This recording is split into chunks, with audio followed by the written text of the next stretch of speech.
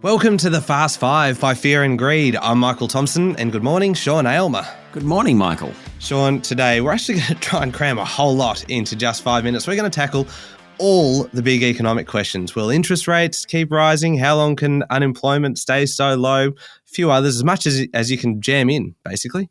And in under 5 minutes. There's only one person for that job, economist Stephen Koukoulas, of course. You can find him on Twitter at @thekook. Stephen, are we going to see interest rates continue to rise this year? Globally, we will. But domestically, the jury's out that maybe the RBA has done enough because the economy is starting to slow down.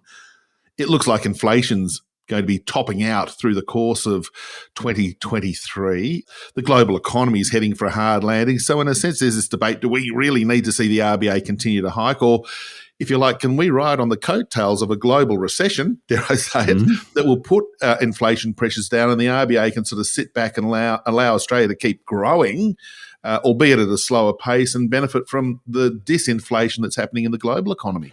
Okay, so maybe the Reserve Bank does that. Maybe it lifts rates one or two more times early in the year, but there's actually a chance that late in the year, rates might fall.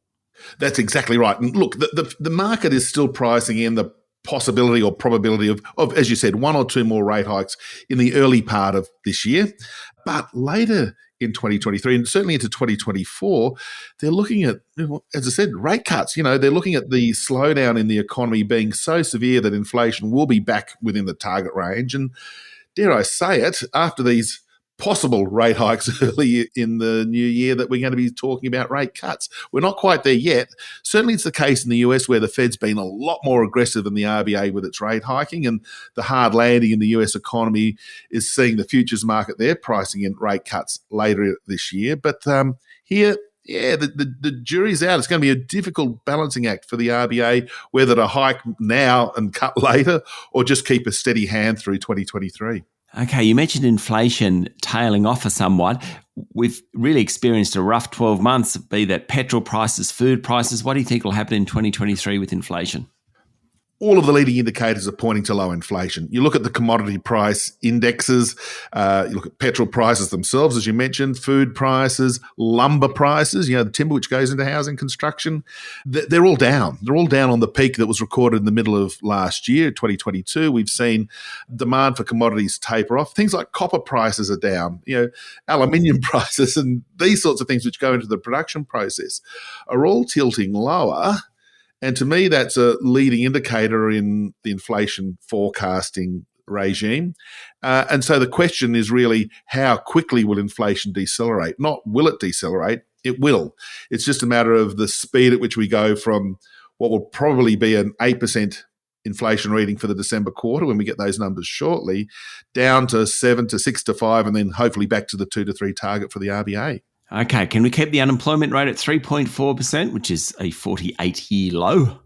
No, we can't, and that's a pity because low unemployment's a sort of an economist's dream. 3.4% unemployment's great news, but it's probably too much of a good thing. It's a bit like that last glass of red wine I had on Christmas Day. I probably didn't need it. I can't have it. It wasn't sustainable.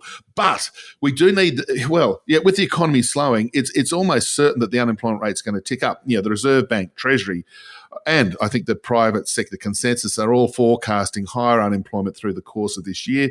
The question is, can it be contained, going from this roughly 3.5% to 4%, or will it get a little bit above that? If it starts getting towards 4.5%, we know that the economy's slowed down by more than enough, and that's when we get to that earlier point that a 4.5% unemployment rate probably would demand that the RBA not only stop its hiking cycle, but might start to consider rate cuts. Righto. Got 3 very quick questions. We've got no time left. Wages. Will people be getting pay rises this year? Yes, wages are picking up. The tight labour market is feeding into both public sector wages, where there's a bit of a catch-up due for them, and private sector wages are still very strong. They'll continue to increase.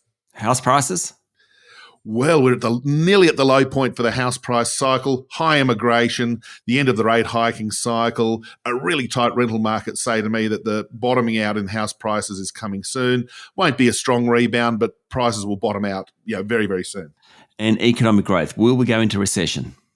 Recession unlikely. Business investment will be the sort of foundation of economic growth, and that's pretty much baked into the cake. Business investment being strong will prevent a recession. We householders will feel like there's one. Spending will be cut pretty dramatically as we have to find more money for our mortgage obligations, but no recession. Thank you, Stephen, for talking to us on Fear and Greed. Thank you, Sean. That was economist Stephen Koukoulas. Find him at thekouk.com, thekouk.com. Good news on house prices, Michael.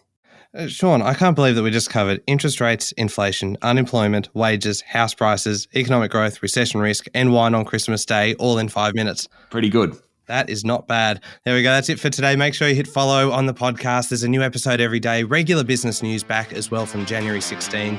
I'm Michael Thompson, and that was The Fast Five by Fear and Greed.